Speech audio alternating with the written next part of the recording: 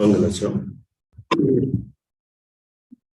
सिद्धं शुद्धं पर्णमीय जणिन्द्रवर्णेमि चन्द्रमकलङ्कम् गुणरयणभूषणोदयं जीवस्य परुगणं वोच्छम् गुणजीवापज्जति पाणासन्नायमग्गणावोये ओभोगोऽभियकंसो भीषं तु परुगणा भणिदा गई इंद्रिये सुखाये जोगे वेदे कसायणानेय संयम दंसन लेसा भव्या सम्मत सन्नियाहारे झाणाविय पच्चाविय जाइय कुलकोटि संजुया सौवे गहणातियेण भणिया कमेण 24 ठाणानी कमेण 24 ठाणानी। इन्हीं का मैसेज आया है कि नो वॉइस, ऐसा है क्या? आवाज आ रही है ना? बराबर है। वो जहां कहीं हो सकता है, एक आध जगह नहीं आ रही होगी तो वहां नेटवर्क प्रॉब्लम होगी। चलिए 24 ठाणा चर्चा में अपन पुनः गुणस्थान विषय पर चर्चा कर रहे हैं। गुणस्थानों में सबसे पहले हमने गुणस्थान का लक्षण जाना। लक्षण जानने के बाद गुणस्थान के भेदों को जानते हुए उनके फिर सामान्य रूप से लक्षणों को जानने का प्रयास कर रहे हैं। लक्षणों में भी कल हमने चतुर्थ गुणस्थान का लक्षण देखा। पहले दूसरे तीसरे के तो अपन ने चर्चा नहीं की क्योंकि उसकी चर्चा सम्यक मार्गणा के समय हो चुकी है। चौथे गुणस्थान को देखा। सुनाई नहीं दे रहा सर। सब जगह आवाज आ रही है, आप शायद ऑडियो से कनेक्टेड नहीं होंगे या जैसा भी हो। फिर से आप लेफ्ट होके फिर से जुड़िए आप, है ना सुलोचना जी? बाकी सब जगह आवाज आ रही है, अच्छी क्लियर है।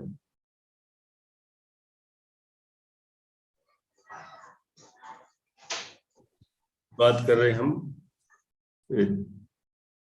पांचवें गुणस्थान पर भी चर्चा नहीं करने वाले क्योंकि उसकी चर्चा संयम मार्गणा में हो गई। फिर छठवें गुणस्थान की, सातवें की, आठवें की, नौवें की हमने परिभाषाएं देखी। फिर 10वें का सूक्ष्म सांप्राय जो 10वां गुणस्थान है उसकी भी चर्चा हम संयम मार्गणा में कर चुके हैं, इसलिए उसको अलग से नहीं ले रहे हैं। फिर इसके बाद अगला नेक्स्ट है 11वां गुणस्थान, 12वां गुणस्थान, इन पर भी हम चर्चा कर चुके हैं। आज और आगे बढ़ेंगे, 13वां 14वां गुणस्थान को और देखते हैं, फिर और क्रम से आगे बढ़ने वाले हैं। 13वें गुणस्थान का नाम है सयोग केवली। एक सेकंड, कल 11वां हुआ था, 12वां रह गया था, है ना? हाँ 11 हो गए थे, 12वां चलना है। प्रश्न नंबर 10, क्षीण कसाय गुणस्थान किसे कहते हैं? देखिए क्षीण कसाय, क्षीण माने नष्ट हो जाना। क्या नष्ट हो गया है? कषाय। जिसकी कषाएं नष्ट हो गई हैं, पूर्णतः क्षय को प्राप्त हो गई हैं, उसे क्षीण कषाय कहते हैं। संक्षेप में ये शब्द का अर्थ हुआ, माने 11वें में तो कषाएं दबी हुई थी, पूरी की पूरी उपशांत हो गई थी, दब गई थी, उनकी शक्तिहीन हो गई थी। लेकिन इतना है वे सत्ता में तो थी, बस दबी हुई थी। और 12वें गुणस्थान में यहाँ पूरी तरह से सत्ता में से ही नष्ट हो गई। अब जीव के अस्तित्व में ही नहीं है, उसके एग्जिस्टेंस में ही नहीं है, बिल्कुल पूरी तरह से नष्ट, है ना? दोनों में अंतर यदि जानना हो तो एक पहले भी उदाहरण दे चुके हैं, एक सोया हुआ शत्रु एनिमी और एक मरा हुआ शत्रु। सोया हुआ और मरा हुआ में क्या अंतर है? सोया हुआ तो जब तक सो रहा है तब तक हमें तकलीफ नहीं देगा, पड़ा हुआ है, डेड बॉडी टाइप ही है वो, कोई काम नहीं कर सकता। लेकिन यदि जाग जाए तब खतरा है, अभी वो परमानेंट मरा हुआ नहीं है, सोया है, बेहोश है, जो भी कहना हो उस रूप में। तो ऐसे ही 11वें गुण स्थान का भी ऐसे ही स्वरूप है। सोई हुई कसाएं, दबी हुई कसाएं, बेहोशी में कसाएं, ऐसी कसाएं वो 11वें गुण स्थान में है। अभी वे जब तक 11वें गुण स्थान में है तब तक वे जीव को थोड़ा सा भी दुख नहीं दे सकते। लेकिन हाँ, जब वे जाग जाए तब क्या होगा, तब तो खतरा है। माने जागी तो गुण स्थान भी गिर जाता है, जीव 10वें में आ जाता है, 9वें में आ जाता है, क्रमशः 8वें में आ जाता है। फिर तो एक बार जागा तो फिर जागते ही चला जाता है। समझ लो 11वें का पूरा समय समाप्त हुआ। 11वें गुण स्थान का काल है अंतर मुहूर्त, और उसका टाइम अप हुआ। उस समय समझना कि जैसे सोया हुआ था ना शत्रु, तो अभी उसकी आंख खुली, आंख खुली, अभी बेड पे ही है, पलंग पे ही है, आंख खुली 10वें में आ गया, है ना। फिर आंख खुलने के बाद वो उठकर बैठ गया, लेटा था ना, बैठ गया, 9वें में आ गया। फिर पलंग से उतर गया, 8वें में आ गया। दरवाजा खोला, 7वें में आ गया। और फिर अब उसके कार्यक्रम चालू, है ना, कुछ भी कर सकता है, 6ठे में आ गया। माने ऐसा समझे अपन, 6ठे में तो एक्टिविटी चालू हो जाती है बाहर की कोई भी, है। उस समय तो भाव अलग टाइप के होते हैं, ग्रंथ लिखने के, शिक्षा दीक्षा आदि के, इस तरह के भाव हैं। तो जब जीव 6ठे में आ जाता है तो सारे काम हो जाते हैं। माने जैसे सोया हुआ शत्रु हो तो आंखें खुलना, बैठ जाना, पलंग से उतर जाना, दरवाजे खोलना, फिर और अगले कमरे में जाना, इस तरह से जिस तरह की एक्टिविटी हुई इसी तरह से वहां पर 11वें से होती है। 11वें गुण स्थान में अंतर मुहूर्त तक है, फिर वहां से उसका काल पूरा हुआ तो कषायों का उदय शुरू, 10वें में, फिर 9वें में, फिर 8वें में, फिर 7वें में, 6ठे तक, इस तरह से क्रम से आ जाता है।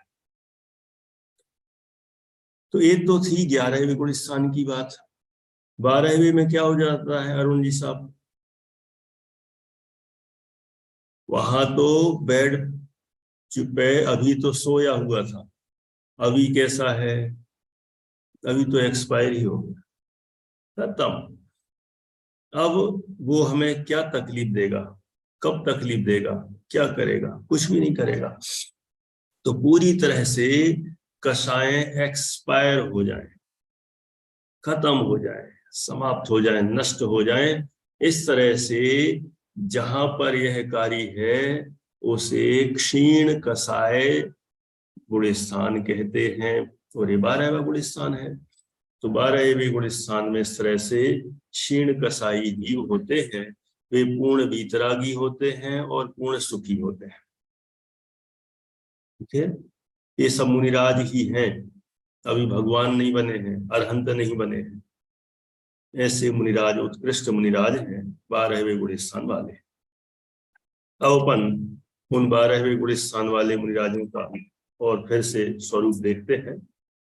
देखिए, जहां समस्त मोह का क्षय हो जाता है उसे क्षीण कसाय गुण स्थान कहते हैं।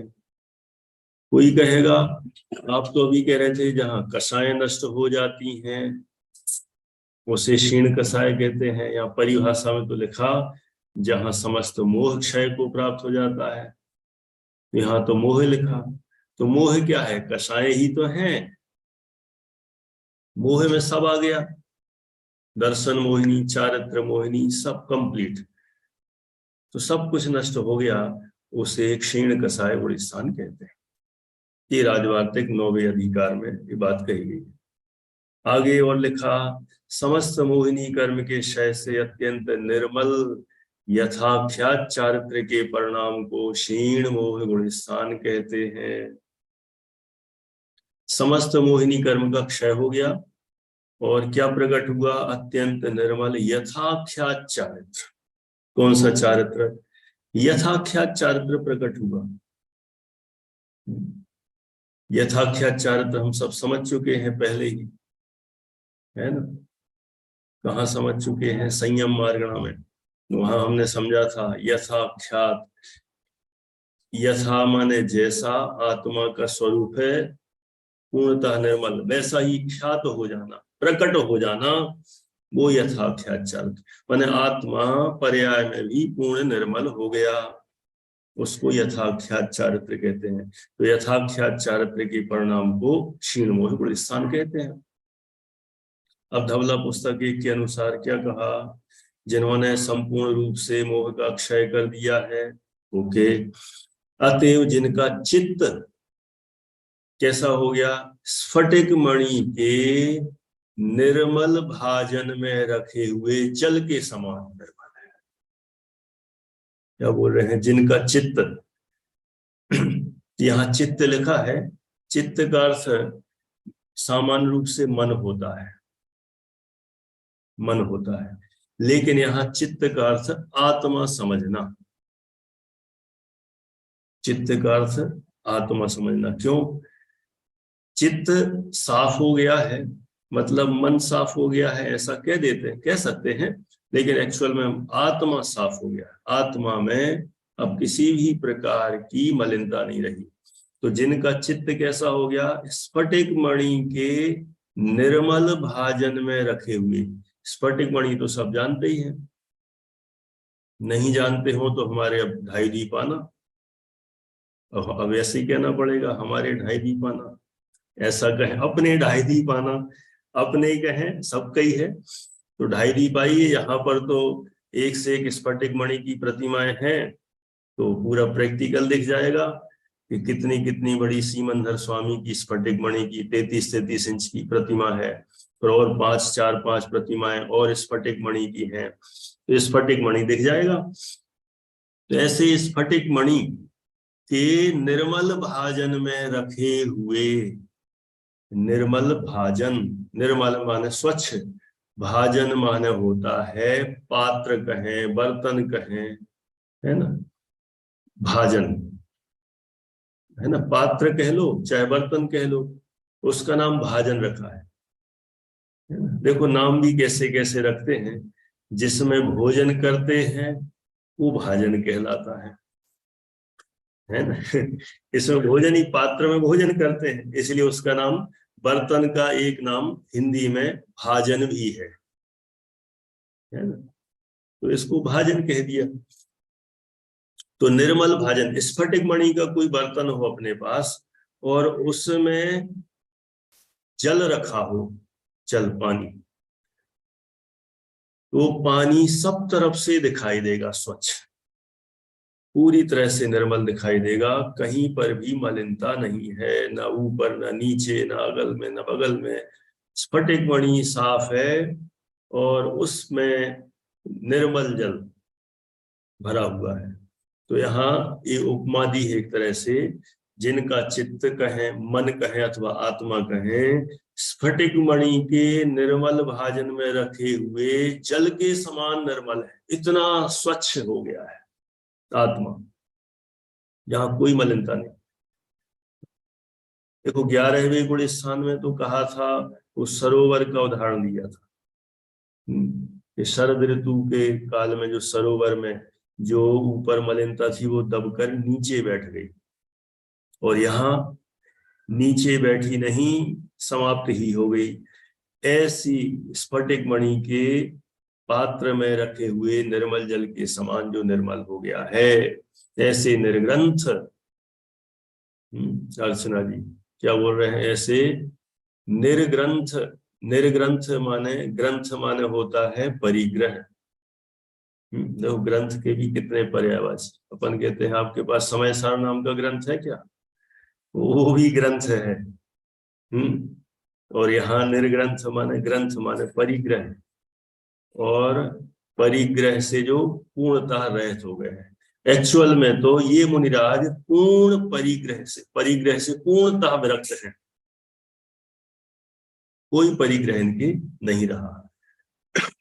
ऐसे निर्ग्रंथ को वीतराग देव ने क्षीण कसाय गुणस्थान वर्ती कहा है।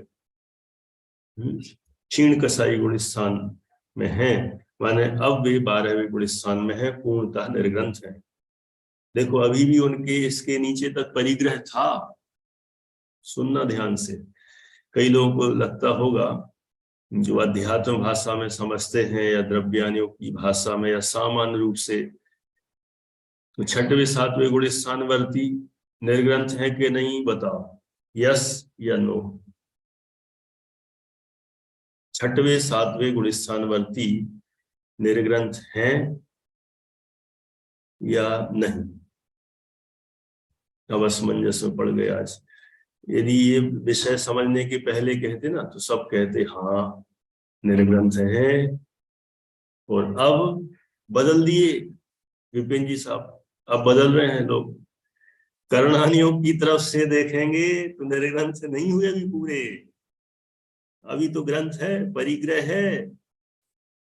पूर्णतः निर्ग्रंथ तो 12वें गुणस्थान वालों को है। ऐसा क्यों? 6वें 7वें वालों को क्यों नहीं कहा? अरे वहां तो अभी परिग्रह है। कोई कहे ऐसे कैसे परिग्रह? वे तो 14 प्रकार का अंतरंग और 10 प्रकार का बहिरंग परिग्रह, सबके त्यागी हो गए हैं। अरे अभी भी उनके कषाय हैं कि नहीं?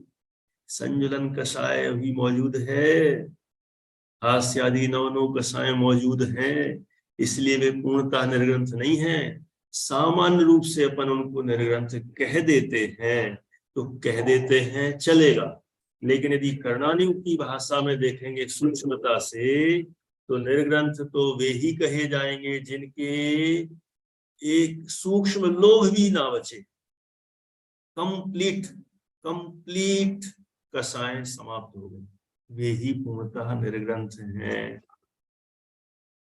अब आपके पास इस तरह का कोई प्रश्न आए बाई चांस कि मुनिराज 6वें 7वें गुणस्थान वर्ती मुनिराज निर्ग्रंथ होते हैं कि नहीं, तो आप क्या बोलोगे सपना जी? सामान्य रूप से तो निर्ग्रंथ ही कह देना। हाँ, वहां गड़बड़ नहीं करना है अपन को, नहीं तो अपन वहां कह देंगे नहीं नहीं वे निर्ग्रंथ नहीं है, वे तो परिग्रही है, तो गड़बड़ हो जाएगा। वहां तो चरणानियों की भाषा में कहें, सामान्य रूप से द्रव्यानियों की भाषा में, उनको निर्ग्रंथ ही कहा जाता है। हाँ, या तो उनसे पूछ लो आप कौन सी भाषा में जानना चाहते हो, कौन सी भाषा में जानना चाहते हो, कर्णानियों की भाषा में कि प्रथमानियों की भाषा में? प्रथमानियों की भाषा में कहोगे तो निर्ग्रंथ है। कर्णानियोग से जानना हो तो वे सग्रंथ हैं, 6वें 7वें 8वें 9वें 10वें। अभी एक मैसेज आया, परिग्रह संज्ञा भी है 10वें गुणस्थान में, तो अभी भी निर्ग्रंथ कहाँ हुए पूरे?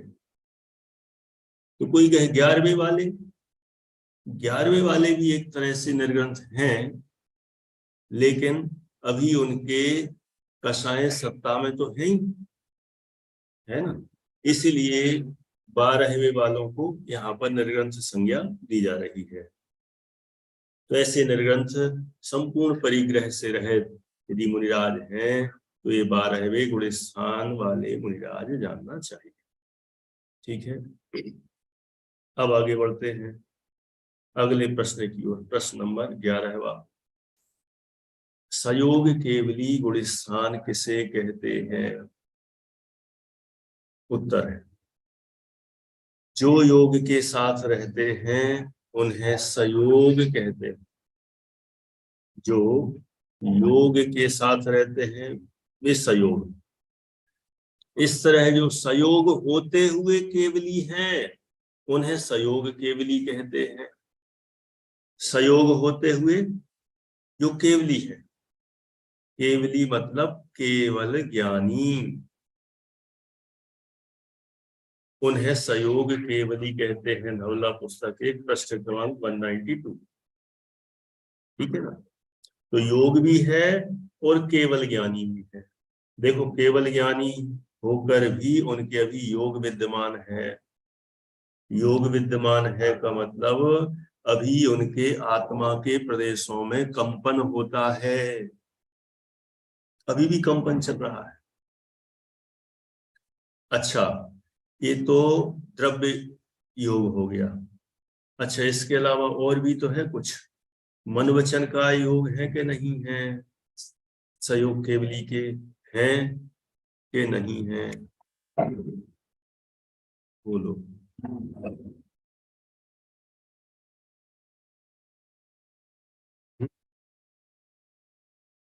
बोले रहने दो।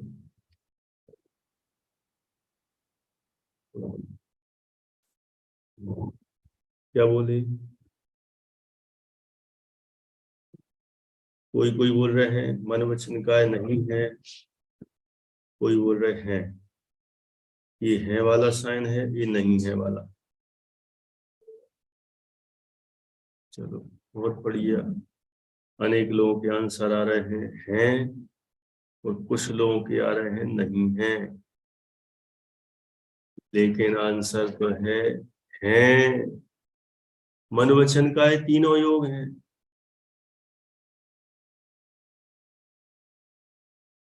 ठीक है ना। कैसे हैं? अपन पहले तो सब देख चुके ना। मन में द्रव्य मन है, भाव मन नहीं है, बात सही है। इस अपेक्षा से कोई मना कर रहा हो तो चलेगा, उनकी बात सही है ना विपिन जी साहब।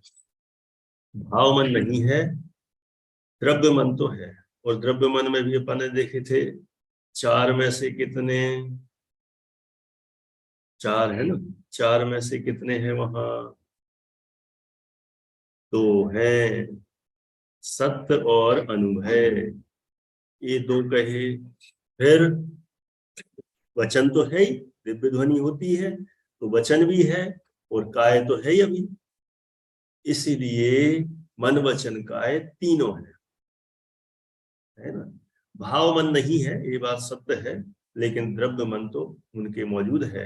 इस तरह से ये मन वचन का योग भी है।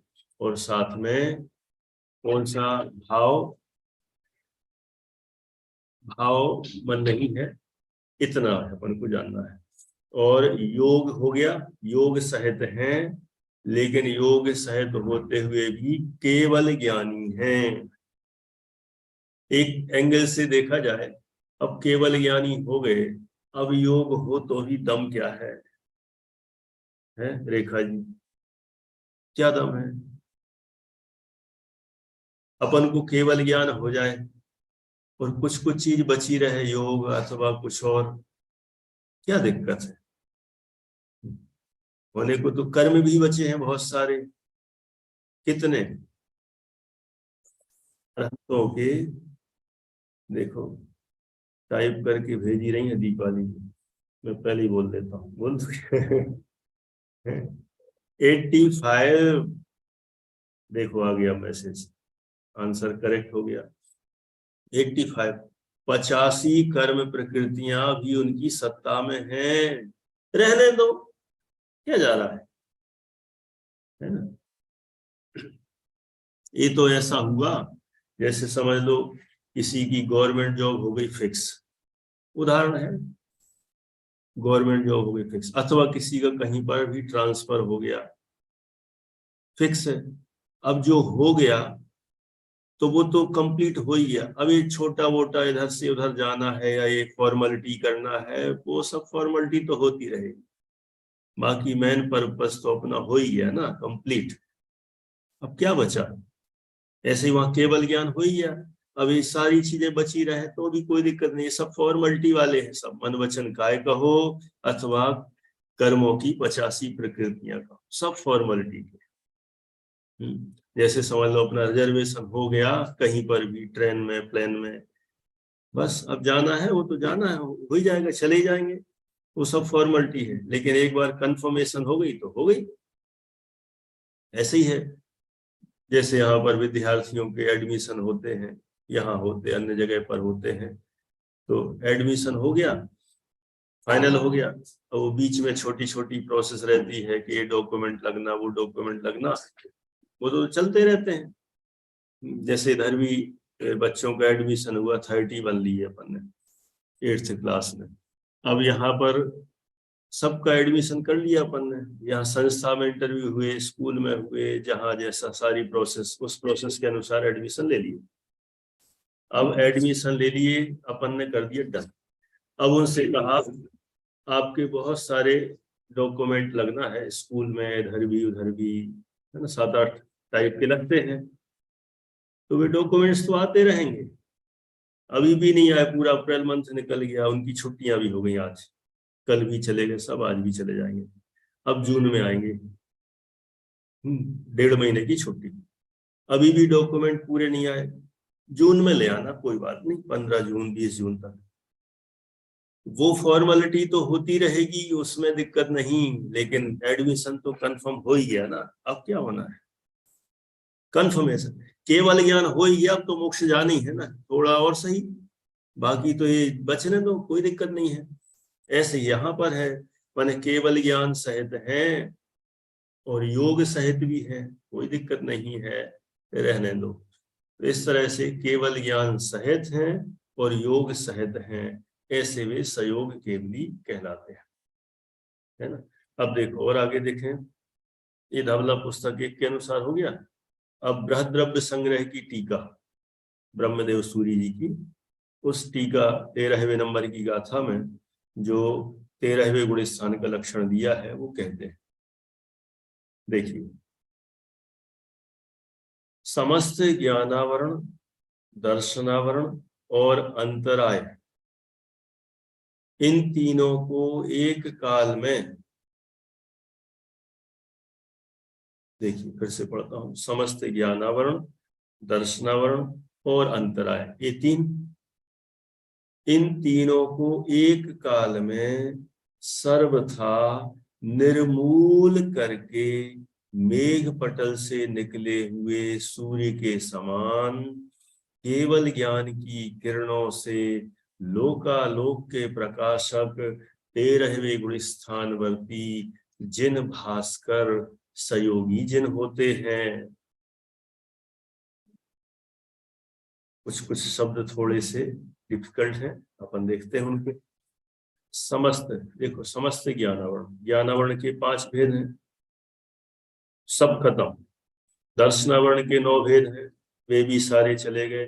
अंतराय के 5 भेद हैं, वे भी सब नष्ट हो गए। इन तीनों को एक काल में ये तीनों नष्ट हो जाते हैं। कब? 12वें गुण स्थान के अंत में तीनों एक साथ जाते हैं। एक काल में सर्वथा, मन पूरी तरह से निर्मूल, मूल उसमें लिखा है निर्मूल, माने पूरी तरह से जड़ से, है ना, जैसे किसी वृक्ष को खत्म करना है तो पूरी जड़ से ही नष्ट करो तो खत्म होगा। ऊपर ऊपर डालियां पत्तियां काटेंगे तो वो तो वृक्ष फिर से बढ़ता चला जाएगा, तो मूल से नष्ट है। तो यहाँ पर भी ये ज्ञानावरण, दर्शनावरण, अंतराय, इनके समस्त भेदों को सर्वथा निर्मूल नष्ट कर दिया है। निर्मूल करके माने पूरी तरह से मूल से उखाड़ करके, खत्म करके, और क्या किया? मेघ पटल से निकले हुए, ये क्या चीज है अरुण जी साहब? मेघ माने बादल, क्लाउड, मेघ पटल से निकले हुए, मेघ का जो बादल होता है, बादल की जो ऊपर ऊपर जो बादल है उसके पीछे भी सूर्य एक तरह से छिपा हुआ था। कौन सा सूर्य? केवल ज्ञान सूर्य। तो मेघ पटल से निकले हुए सूर्य के समान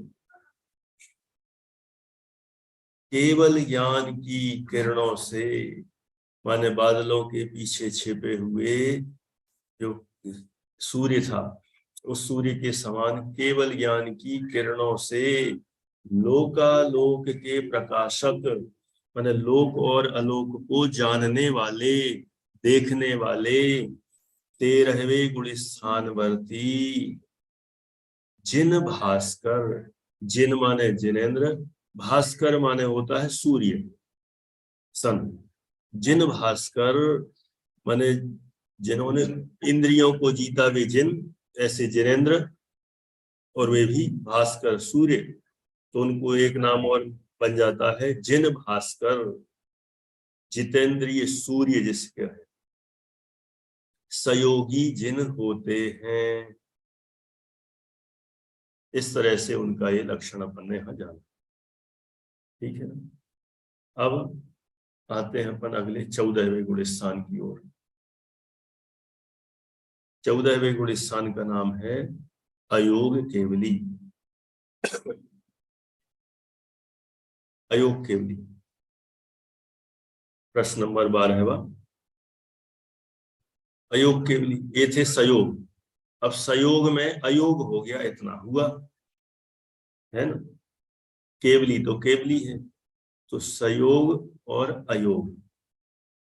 सयोग में योग सहित था, अयोग में योग रहित है। योग इनका और नष्ट हो गया। अभी तक मन वचन काया तीनों योग थे, अथवा कहें आत्मा के प्रदेशों में कंपन था, ऐसा द्रव्य योग था, तो वो नष्ट हो गया। और केवल ज्ञानी तो है ही, इतना अंतर आया, बाकी तो सब सेम है। तो देखो, जिन्होंने 18,000 शील के स्वामित्व को प्राप्त कर लिया है, देखो 18,000 शील के स्वामी हो गए। इसलिए तो कहते हैं भगवान को स्पर्श मत करो, जैसे महिलाओं के लिए बोलते ना, स्पर्श मत करो, दूर से ही दूरदर्शन करें, है ना। ऐसे 18,000 शील के स्वामी, जहां मुनिराज को भी दूर से दर्शन करने की बात कही, तो ये तो 18,000 शीलों के स्वामी है। ये 18,000 शीलों की चर्चा गोमटसा जीव कांड में आई है। यदि किसी को और विशेष जिज्ञासा हो, वहां से देख सकते हैं। बहुत वैरायटी के उसमें बताए हैं, भेद प्रभेद, फिर उसको मल्टीप्लाई गुणा करके फिर 18,000 बना दिए जाते हैं। तो 18,000 शील के स्वामित्व को प्राप्त कर लिया है, जिनके संपूर्ण कर्मों का आश्रव रुक गया है। अभी तक तो आश्रव हो रहा था, कहां तक? 13वें गुण स्थान तक आश्रव हो रहा था। क्यों हो रहा था? योग था, योग था तो आश्रव हो रहा था। अब योग ही नहीं बचा तो आश्रव कैसे होगा? नवीन संपूर्ण कर्मों का आश्रव रुक गया, अब कर्मों का कोई आश्रव नहीं हो रहा है। यहां पर एक प्रश्न आया, शील का अर्थ क्या है? इतना तो सुना ही होगा कि हमने प्रथमान योग के कथाओं में सुना होगा, शीलवान सुदर्शन सेठ, अथवा शीलवती कोई भी सतियां, सीता देवी या अन्य इनके नाम सुने होंगे, राजुल के, और बहुत सारी सतियों के नाम सुने होंगे। शील से मतलब यहां लेना है ये कुशील, कुशील रूप जो दोष है, पाप है, उससे पूरी तरह से रहित तो हो गए हैं। किसी भी रूप में कोई भी दोष उनके नहीं होता। अब उसमें जैसे दिए ना अपन, वहां पे भी 6 प्रकार की स्त्रियां गिनाई गौमट सार में। एक तो जीवंत जो स्त्री है वो, एक वो देवगति की देवी वो, एक इधर मनुष्य की हो गई, फिर तिरंज की हो गई, फिर वो काष्ठ की हो गई, चित्र की हो गई, प्रतिमा वगैरह ऐसी हो गई। तो ऐसे कितने प्रकार की दी गई है।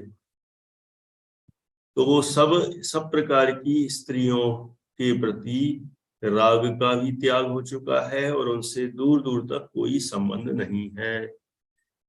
ऐसे शीलवान, तो ऐसे वे 18,000 शील के स्वामी हैं, किसी भी तरह से उनको कोई दोष नहीं लगता, है ना। तो संपूर्ण कर्मों का आश्रव भी रुक गया है, अब कोई भी उनके आश्रव नहीं होता। 13वें गुण स्थान में साता वेदनी का आश्रव होता था। कविता जी काय का होता था? 13वें गुण स्थान में प्रीति जी साता वेदनी का होता था। और यहाँ पर अब 14वें गुण स्थान में प्रतिमा जी, अब किसका? कुछ नहीं, आश्रव का कोई काम ही नहीं। कोई कहे अरे साता वेदनी तो अच्छा था, होता रहता ना थोड़ा थोड़ा। क्या चाहते हो साता वेदनी को लेके, और क्या करेंगे साता वेदनी को लेके? जब तक साता वेदनी आता रहेगा ना तो मोक्ष नहीं होगा, इसलिए सबको रोकना जरूरी है। नाव में छेद हो जाए और उसमें स्वच्छ पानी आ रहा हो, छेद हो गया, अच्छा साफ पानी आ रहा है तो भरते रहो, है ना नीलम जी? नहीं भरना? क्यों नहीं भरना? अरे वो तो डुबाने वाला है ना वो पानी नाव को, इसलिए साता वेदनी हो तो भी वह नुकसानदायी है। इसलिए अब उसका आगमन भी, उसकी भी इनकमिंग बंद हो गई, स्टॉप हो गई। अब कोई भी आश्रव नहीं बचा, और आश्रव नहीं है तो बंद भी नहीं है। जब इनकमिंग ही नहीं है, आने आएगा ही नहीं तो रुकेगा कैसे? इसलिए समस्त प्रकार का आश्रव रुक गया है। और आगे लिखा, नवीन कर्म बंधन से भी रहित हैं। अब नया कोई भी कर्म बंधन उनके नहीं होता, नया कर्म बंधन समाप्त हो गया। जो पहले का स्टॉक में है बस वही है।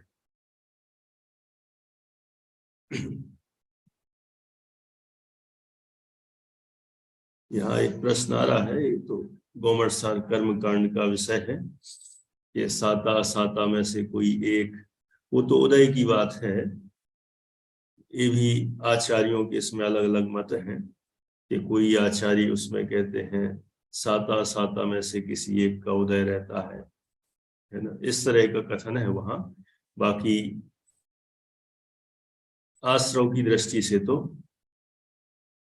साता वेदनी का आश्रव है ना। और वो उदय की बात है तो कोई आचार्य कहते हैं साता का उदय है 14वें में, और कोई कहते हैं असाता का भी उदय है। इस तरह से दोनों कथन शास्त्रों में मिलते हैं। अभी उदय की बात नहीं कर रहे अपन, तो आश्रव की बात कर रहे हैं। उस दृष्टि से साता का आश्रव उनके बना रहता है।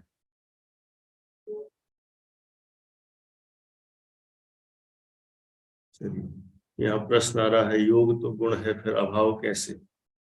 देखो, योग गुण है, लेकिन कौन सा गुण है? अभी वर्तमान में जो हमें चल रहा है योग गुण का, अभी वैभाविक परिणमन चल रहा है। तो वैभाविक परिणमन का अभाव हो जाता है, फिर वो योग स्वाभाविक रूप परिणमित हो जाता है। निष्क्रियत्वपना, योग का दो प्रकार से परिणमन है। एक सक्रियत्व रूप, सक्रिय रूप, एक निष्क्रियत्व रूप। आत्मा के प्रदेशों में कंपन होना, ये योग का सक्रियपना है। उससे वह विभाव रूप है, जीव के लिए नुकसानदायी है। और जब वही योग निष्क्रियत्व को धारण करे, कहीं कहीं आवाज कम आ रही है कि बराबर है? ठीक है ना, चलो। तो अब जो योग है यहाँ कैसा हो गया है?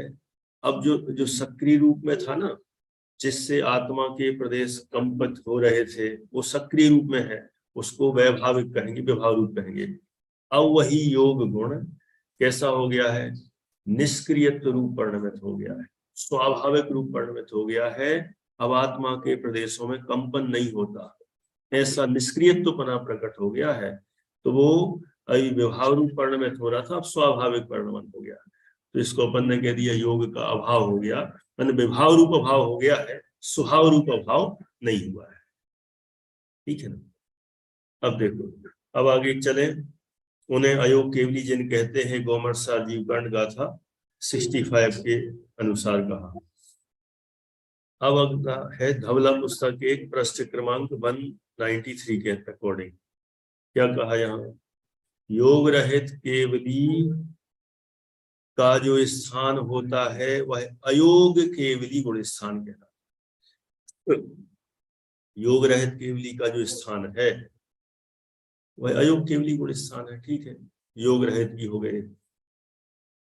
अब देखो नेक्स्ट है पंच संग्रह प्राकृत।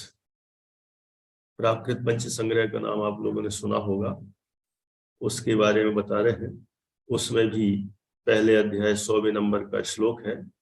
उसके अनुसार कहते हैं, जिनके पुण्य और पाप के संजनक अर्थात उत्पन्न करने वाले शुभ और अशुभ योग नहीं होते हैं, वे अयोगी जिन कहलाते हैं, जो कि अनुपम अनंत गुणों से सहित होते हैं। ठीक है, वही बात है, फिर से देखो, जिनके पुण्य और पाप के संजनक, संजनक सम्यक रूप से जनक, सम मतलब अच्छी तरह से, जनक माने उत्पन्न करने वाले। जैसे लोक व्यवहार में जनक का अर्थ होता है पिता और जननी का अर्थ होता है माता। ये नाम क्यों रखे गए?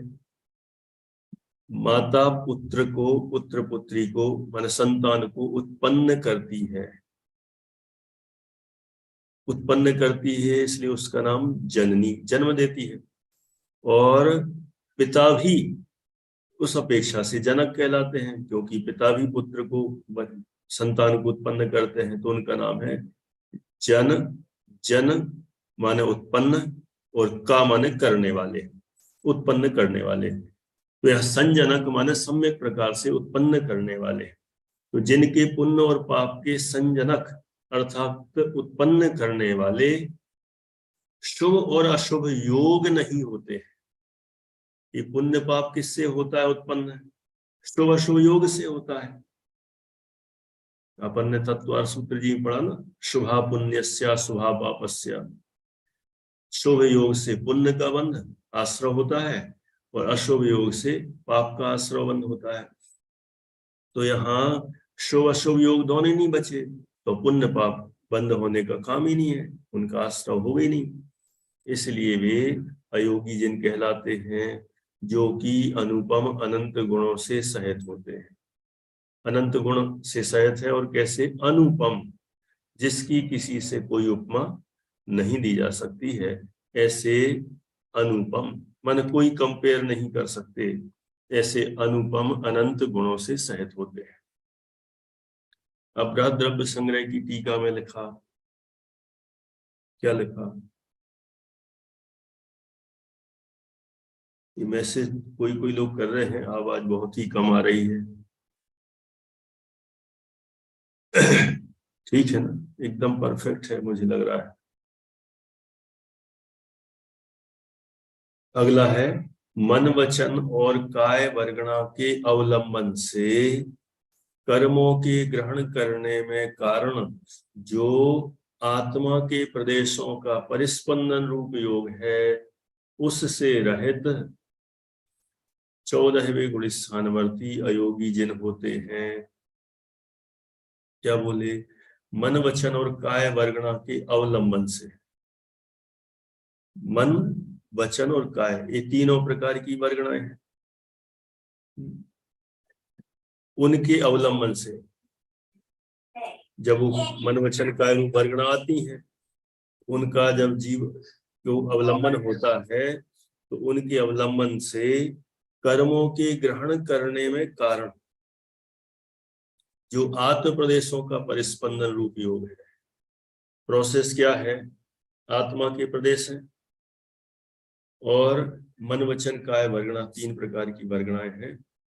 उन वर्गणाओं का जब ग्रहण होता है, जब आत्मा उनको ग्रहण करता है, तब आत्मा के प्रदेशों में कंपन होता है।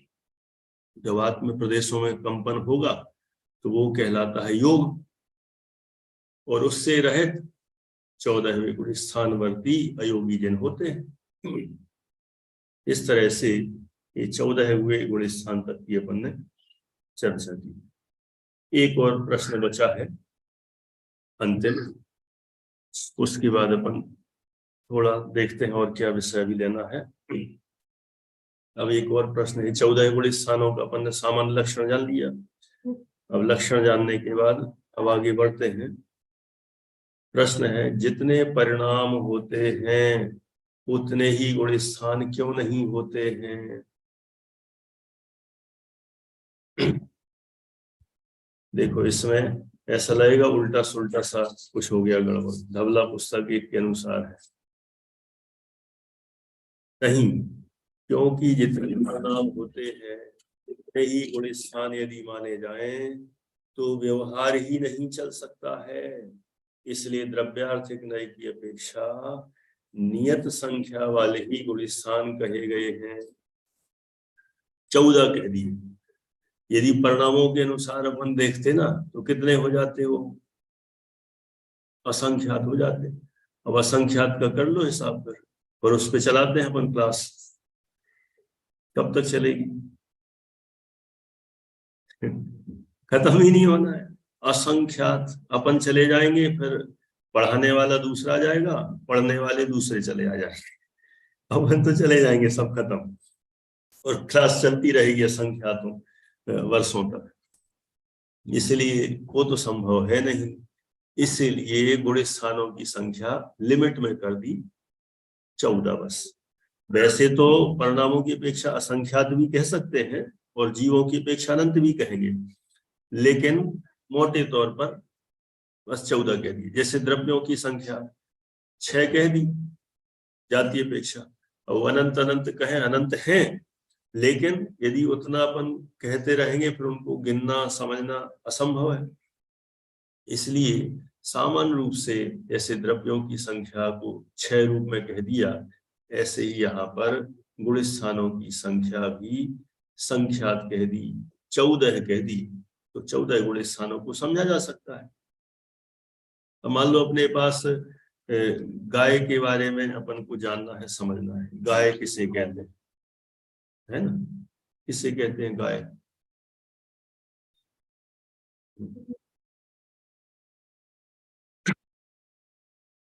वर्णन तो सब कर सकते हैं ना, गाय किसे कहते हैं, सब कर सकते हैं। अच्छा, कितनी गायों का वर्णन कर सकेंगे?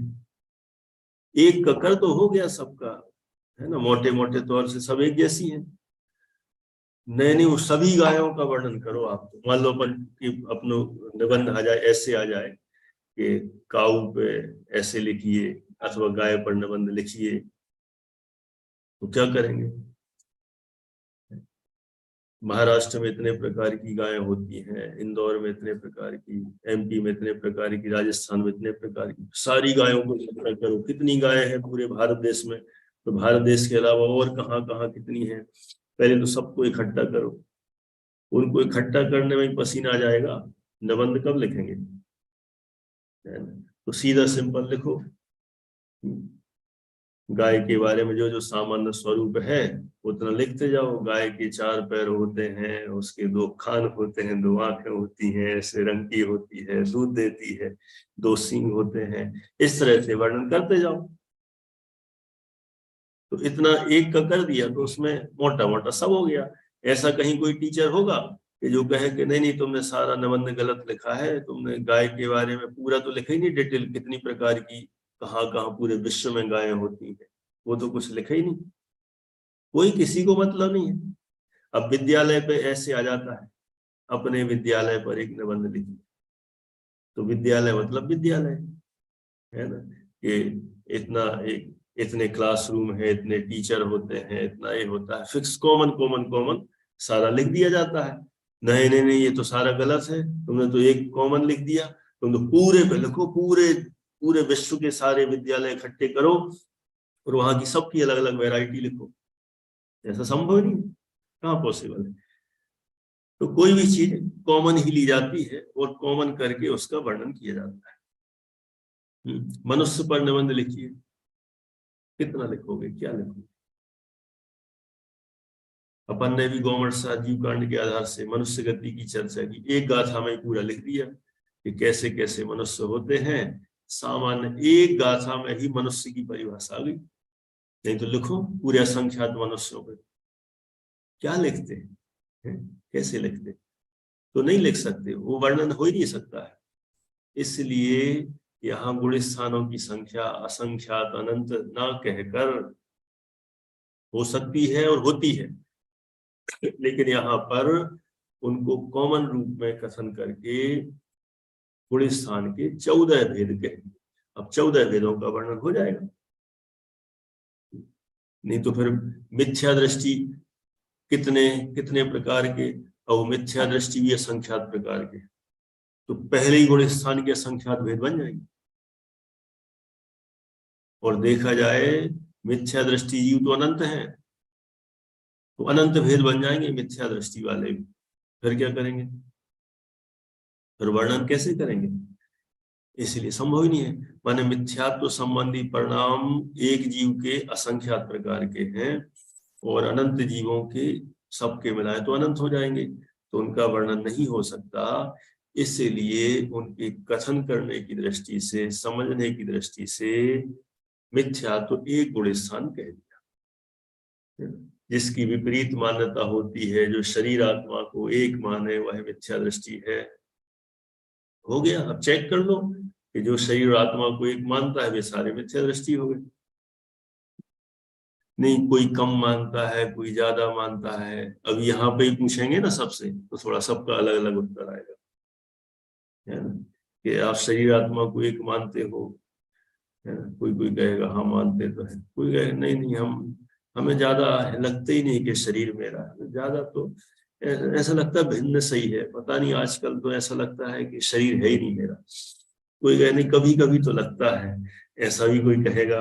कोई कहेगा कि नहीं, कभी उतार चढ़ाव सा आता है, कभी एकदम ऐसा लगता है शरीर मेरा है ही नहीं, और कभी ऐसा लगता है कि इसके बिना मैं रह नहीं सकता।